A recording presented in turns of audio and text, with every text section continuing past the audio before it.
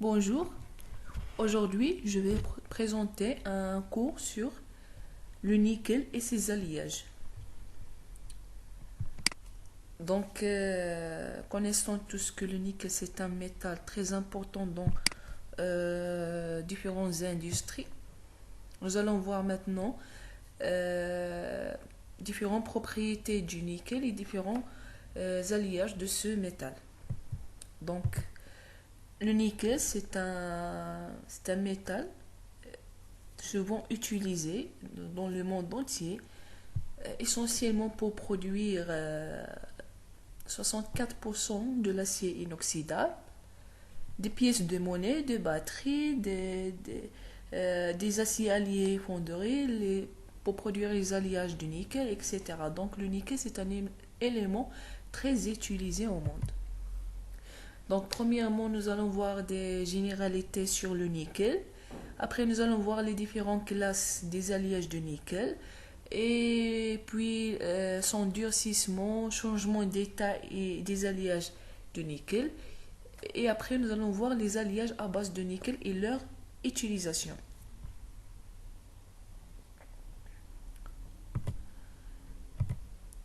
Donc, le nickel, c'est un métal de transition du numéro atomique 28.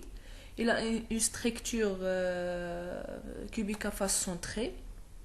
Sa masse volumique est de 8,902 grammes cm cube. Sa dureté elle est 4 selon l'échelle de Mohs. Elle a deux états d'oxydation, 2 et 3. C'est un métal de couleur blanc à gris brillant. Nous pouvons le trouver sous forme de poudre de couleur gris. C'est un bon conducteur électrique et thermique. Elle est magnétique, malléable, ductile. Ce sont des propriétés physiques, alors que les propriétés chimiques de ce métal, elles résistent à la corrosion et elle a une température de fusion de l'ordre de 1455 degrés Celsius. Le nickel, il provient essentiellement des deux types de roches, les roches sulfurées et les roches oxydées. Dans les sulfurés, il contient 0,7 à 3% de nickel. Des autres impuretés, une roche de nickel, une roche sulfurée qui contient 0,7 à 3% de nickel, et des impuretés qui sont généralement le cuivre, le cobalt, le platine, l'argent et l'or. Ou bien, nous pouvons l'extraire en utilisant des roches oxydées. Généralement, sont les saprolites, contient 2 à 3% de nickel et 10 à 30% de fer ainsi du cobalt, bien sûr. Et la territe, il contient 1 à 1,5% de nickel et 40 à 50% des impuretés de fer, cobalt et chrome. Donc nous voyons bien que le nickel se trouve dans les roches avec des quantités minimales, sont inférieures aux autres impuretés qui entourent le nickel. Maintenant, nous allons voir la classification des alliages de nickel.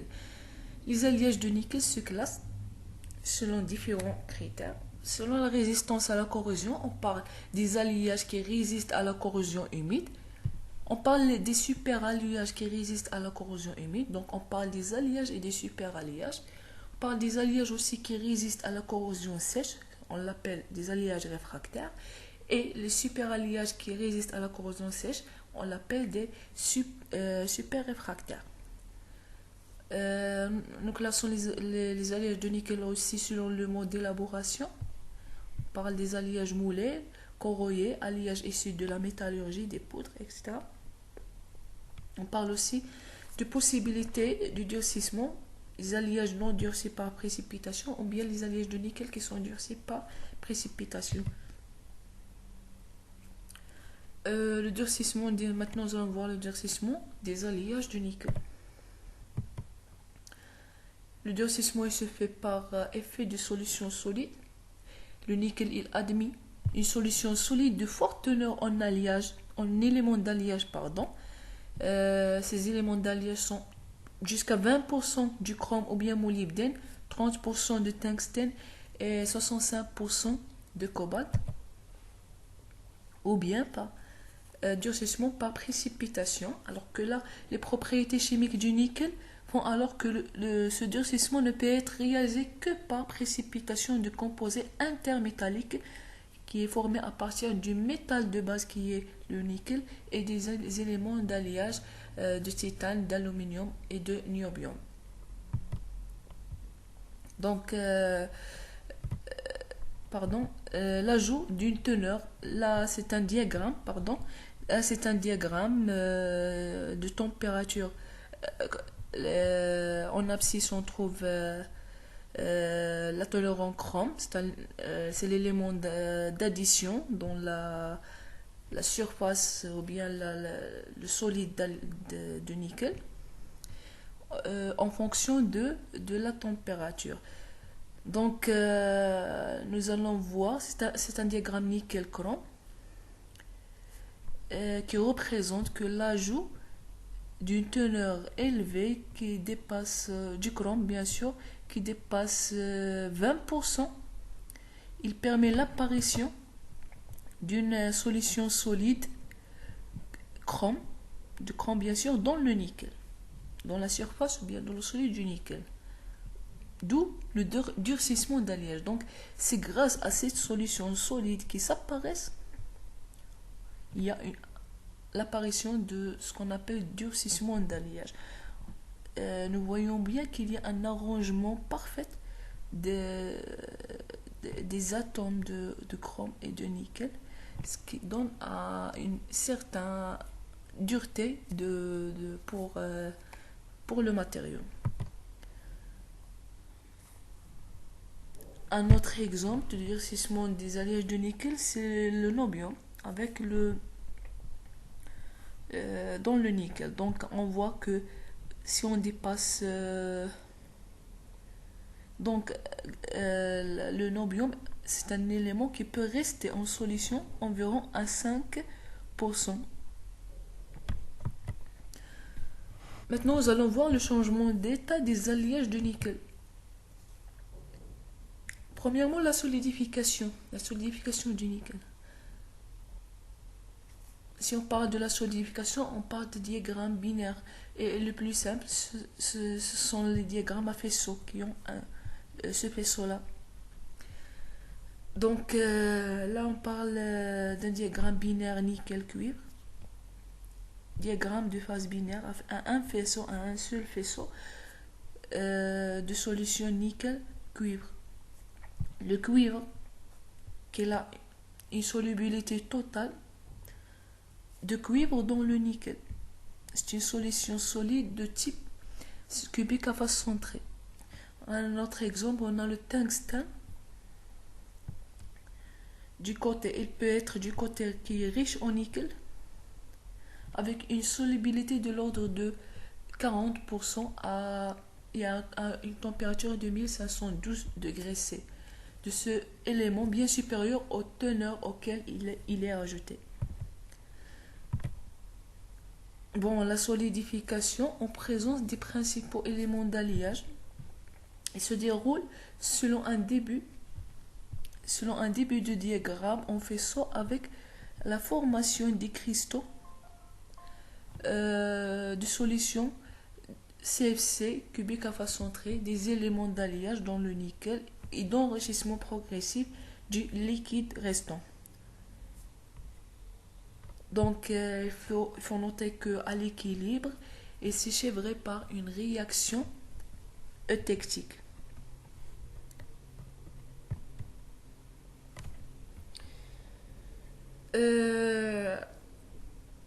Maintenant, pour le refroidissement.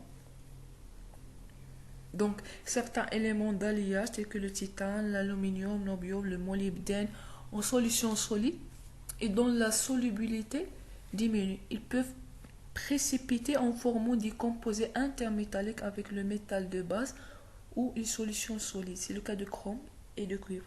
Donc, cette précipitation faisant intervenir la diffusion des éléments d'alliage en solution solide de substitution. peut être gêné, voire empêché par un refroidissement rapide qui conduit alors à une structure métastable. J'explique. Le refroidissement d'une solution d'alliage, il conduit à la formation d'une structure métastable. Là, on parle de l'apparition des défauts cristallins. Alors que ce schéma présente un type de ces défauts, c'est un défaut élastique. Donc, nous voyons bien le plan pi, c'est le plan de glissement. Et T, c'est la contrainte. Ils peuvent être la contrainte dans cette direction ou bien dans cette direction. Donc en général, nous voyons un décalage des plans supérieurs par rapport au plan inférieur. En général, la déformation élastique, comment peut-on définir déformation élastique? Déformation élastique, nous pouvons parler de déformation élastique, c'est quand lorsqu'on exerce une contrainte sur un cristal, celui-ci se déforme. Si le cristal reprend sa forme initiale, lorsque la contrainte est levée, la déformation est dite élastique. C'est-à-dire, il y a absence de déformation permanente ou plastique. Dans le domaine élastique, la déformation elle est proportionnelle à la contrainte. C'est la loi de Hooke qui dit que le module d'élasticité, c'est la contrainte sur la déformation en Pascal. D'accord? Donc, et là, on parle d'une déformation élastique qui peut se produire. On obtient donc une structure métastable. Pour les alliages de nickel-titane, on appelle ces alliages nitinol. On a deux types de nitinol, les mémoires de forme et les super-élasticités. Les mémoires de forme, ils ont la capacité du ténon bien à trouver sa forme. Nous parlons des mémoires de forme lorsque les ténols, ils peuvent avoir une capacité pour retrouver leur forme originale après avoir subi une déformation, ainsi que celle d'alterner entre deux formes autour d'une température de transformation eutectique. On parle des superélasticités qui peuvent être apparues dans une échelle de température juste au-dessus de la température de transformation, présente une élasticité exceptionnelle d'à 30 fois plus qu'un métal ordinaire. Donc à haute température, le nitinol possède une structure primitive de cube cristallin qui constitue sa structure originale, sa structure parentale. On appelle ces structures l'austénite. Donc dans les austinites, dans les cubes d'austinite, les atomes de nickel occupent les sommets et le titane occupe le centre du cube. Alors qu'à basse température, le nitinol il se transforme spontanément à une structure plus complexe de cristal martensitique. Donc c'est une structure cubique qui est complexe, mais cette fois-ci le nickel et le titane demi occupent les sommets du cube. Donc la structure qui est parentale, l'austénite, il a une température supérieure à la température. Donc si nous voulons représenter tout ça selon l'échelle de la température et de la déformation, donc l'austénite il a une température supérieure à la température de transition. C'est une phase qui génère un mouvement causé par la structure cristalline de retourner à son état. C'est un alliage commercial généralement des températures de transition entre 70 et 130 degrés. Qu'est-ce que c'est? Pardon. Il y a une déformation dans la présentation.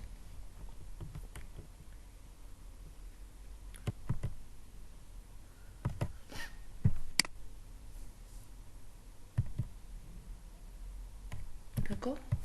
Alors que l'austenite, s'il subit un refroidissement, il se transforme spontanément en structure martensite, qui se déforme spontanément. C'est une structure intermédiaire. Bon, la structure martensite est celle-ci.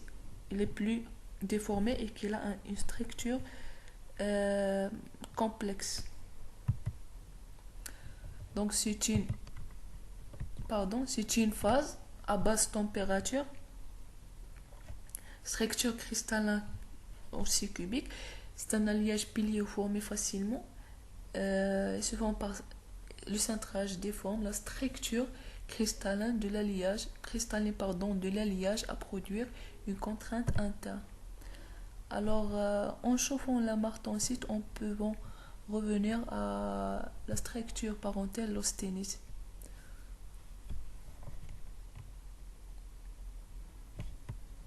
Donc, les propriétés physiques selon les normes de Nitinol. Nous parlons, ce tableau représente quelques propriétés, par exemple, point de fusion de nitylone par rapport bien sûr à l'acier inoxydable. Nous voyons bien qu'il y a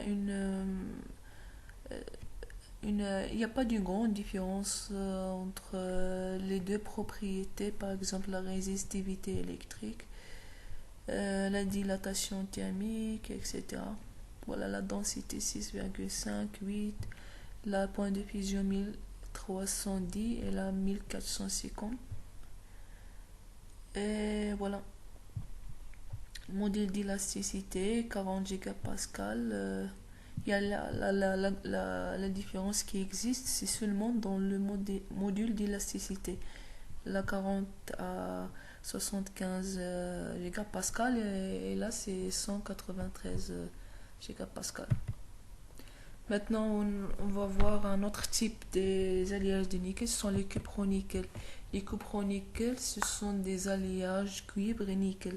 L'élément de base est bien sûr toujours le nickel. Ce sont des alliages de couleur blanche, de 20% de nickel, ils sont très malléables.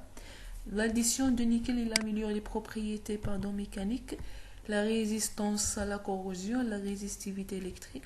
Ces alliages ils ont une très grande capacité de déformation à froid. Donc, nous voyons une solution solide de base de nickel.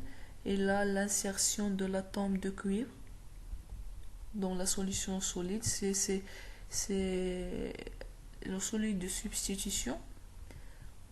Et là, c'est l'atome de l'impureté.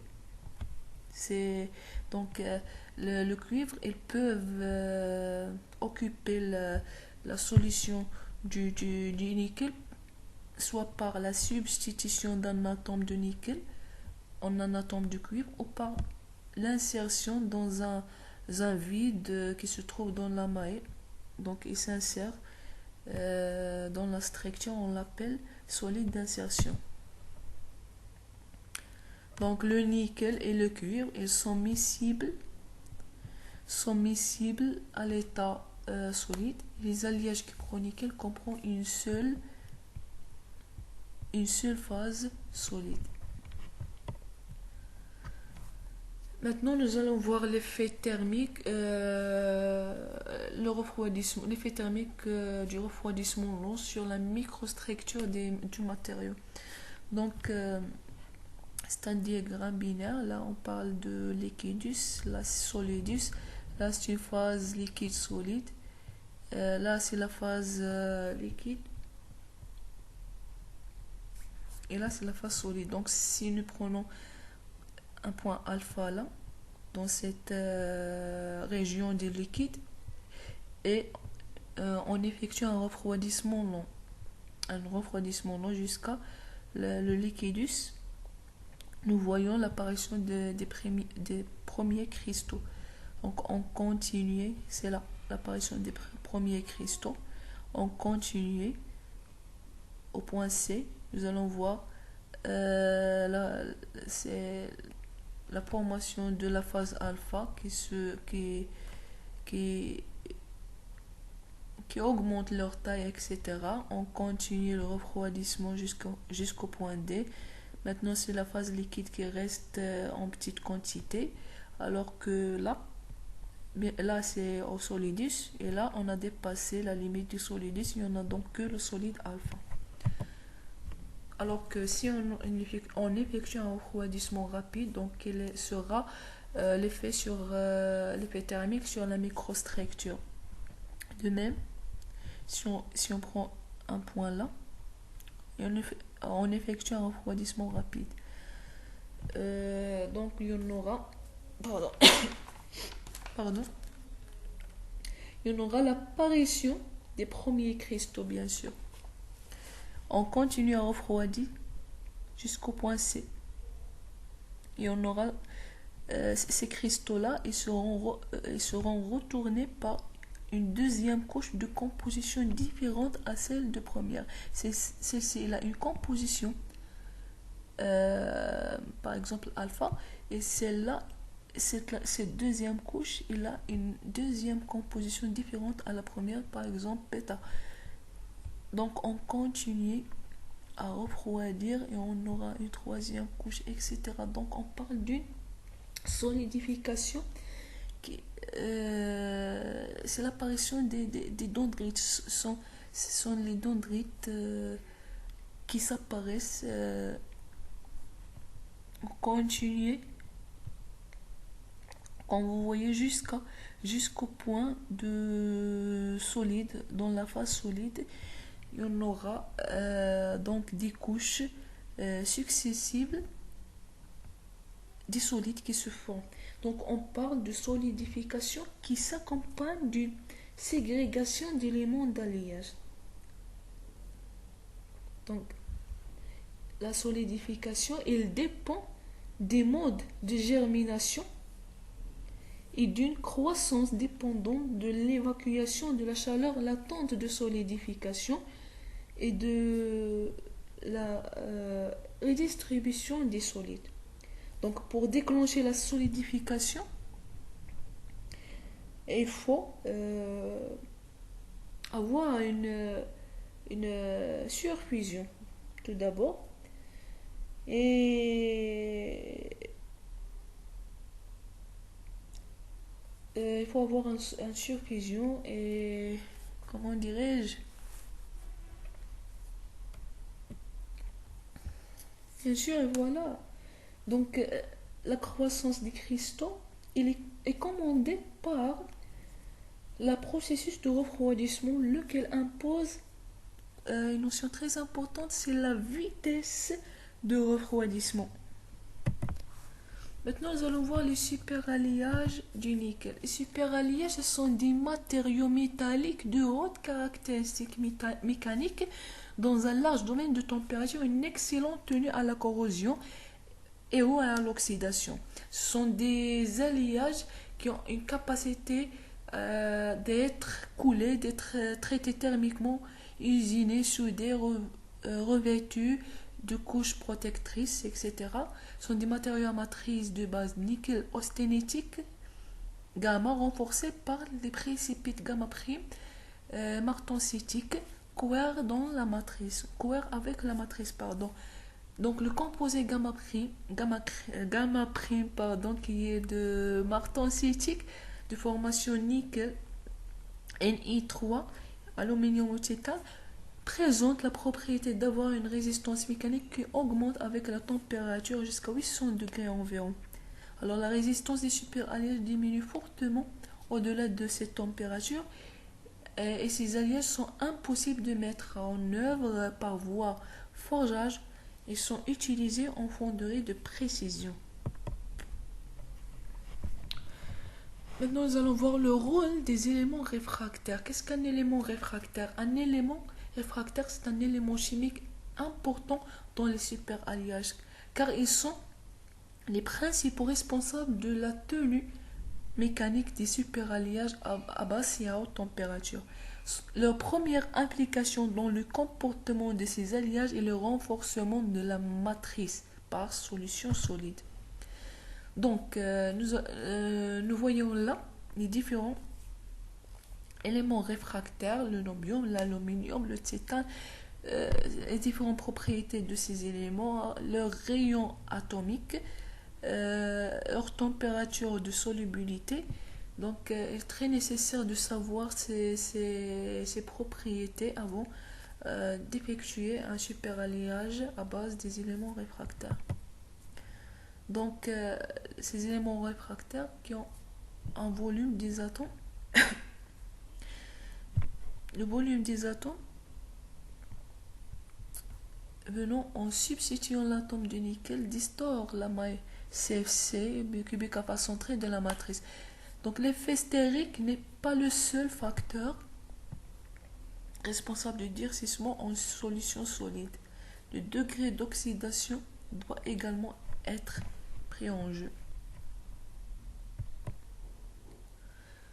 Le rôle du chrome. Le chrome, c'est un élément qui joue un rôle important dans l'augmentation de la résistance mécanique de la matrice par durcissement de la solution solide austénitique gamma. La ségrégation du chrome dans l'alliage peut conduire à la formation de phases secondaires fragilisantes lors des étapes d'élaboration, de transformation et de traitement thermique. Augmentation de la résistance des alliages à la corrosion sèche ou humide et à l'oxydation. La présence du chrome permet la formation pendant l'exposition à un milieu oxydant dans une couche passive dense, protectrice du matériau et adhérente d'oxyde de chrome. Donc l'oxyde de chrome, c'est une couche qui protège le matériau de l'oxydation. Maintenant, le rôle de l'aluminium et le titane, ces deux éléments d'ajout réfractaire. Ils jouent un rôle important dans l'augmentation, l'augmentation du teneur de ce couple. Donc, dans ce diagramme, la teneur de l'aluminium et titane, avec l'allongement, non, ce n'est pas l'allongement, avec la résistance mécanique. Donc, une augmentation de l'aluminium et le titane, de la teneur de l'aluminium et du titane, il peut entraîner, au niveau de la résistance mécanique, un gain. En plus, une valeur, voilà, donc une valeur très élevée de ce couple, il peut réduire l'allongement du matériau. Donc, selon le pourcentage d'aluminium et le titane, nous remarquons, en augmentant cette teneur, la résistance mécanique augmente, la rupture augmente aussi. Donc c'est très important de maîtriser la teneur d'aluminium-titane pour avoir des bonnes propriétés mécaniques à température ambiante. Donc l'addition d'aluminium pour but de protéger ou de renforcer la résistance de ces alliages à l'oxydation. Donc c'est la formation d'une couche protectrice d'oxyde d'aluminium Al2O3. Maintenant, nous allons voir la dernière partie, c'est l'utilisation de ces alliages de nickel. Ils sont utilisés pour fabriquer des tubes de vapeur, fabriquer des bonnes résistances mécaniques à chaud, les alliages réfractaires, bien les super alliages augmentent la tenue au fluidage, sont utilisés. Donc c'est la propriété d'alliage qui permet. Voilà donc, pardon pour cette coupure du vidéo. J'ai dit que donc l'élément d'alliage il joue un rôle important. C'est pour avoir des bonnes propriétés pour l'alliage du nickel. Ces propriétés, c'est eux qui déterminent l'utilisation de ces matériaux. Donc, nous pouvons produire des alliages de moulage, des alliages à mémoire de forme, des alliages magnétiques doux, employés dans les circuits magnétiques, etc. Donc les alliages à mémoire de forme sont utilisés dans l'industrie des automobiles, des dispositifs anti-feu dans l'industrie aéronautique et des dispositifs médicaux et bien entendu dans le domaine dentaire. En ce qui concerne l'odontologie, il existe deux grands axes principaux d'application. C'est l'orthodontie et l'endodontie. Ces alliages peuvent être exploités cliniquement pour leurs propriétés pseudo-élastiques remarquables, dans la super-élasticité et la mémoire de forme. La plupart des applications commerciales des alliages à mémoire de forme regroupées en trois catégories: dispositifs super-élastiques, dispositifs à mémoire de forme et dispositifs martensitique. Donc, les dispositifs super-élastiques en alliage nickel-titane sont utilisés pour des applications qui exigent une flexibilité et d'une déformation extraordinaire. L'élasticité de ces alliages peut atteindre 10 fois celle de l'acier. Et pour le dispositif à mémoire de forme, sont utilisés. Il utilise cette propriété mémoire de forme pour récupérer une forme particulière lors du chauffage au-dessus de leur température de transformation. On classe les super-alliages de nickel en deux classes principales. Pour leur utilisation, bien sûr, soit pour fabriquer les disques, les compresseurs et turbines, ou bien pour fabriquer les os de turbine. Pour les disques, ce sont des pièces forgées au pilon ou à la presse. Les disques sont parmi les pièces les plus critiques puisqu'elles entraînent à grande vitesse les os qui compriment les gaz ou les détendent. Le super-alliage utilisé pour ce type de disques, pour ces disques, c'est le nickel 19%, le fer nobium. Pour les os de turbine, sont mis en œuvre par fonderie de précision. Donc les os, ce sont des pièces les plus chaudes du moteur. Les turbines de moteur, ce sont les turbines de moteur d'avion. Ils ont une grande résistance mécanique, ils ont une grande résistance au fluidage à haute température et une grande résistance à la corrosion et à l'oxydation. L'alliage est l'élément de base nickel plus cobalt, fer, et titane et aluminium. Les cupronickel sont utilisés pour fabriquer des pièces de monnaie, presque de 25% de nickel, des tubes de condenseurs et d'échangeurs avec 30% de nickel, des résistances électriques avec 45% de nickel. Et voilà, merci beaucoup pour votre attention que vous me donnez et j'espère que ce cours va être utile pour vous et merci. Et je veux ajouter que je vais faire un tout petit autre vidéo sur la fabrication du nickel à partir du minerai jusqu'au nickel. Et merci beaucoup.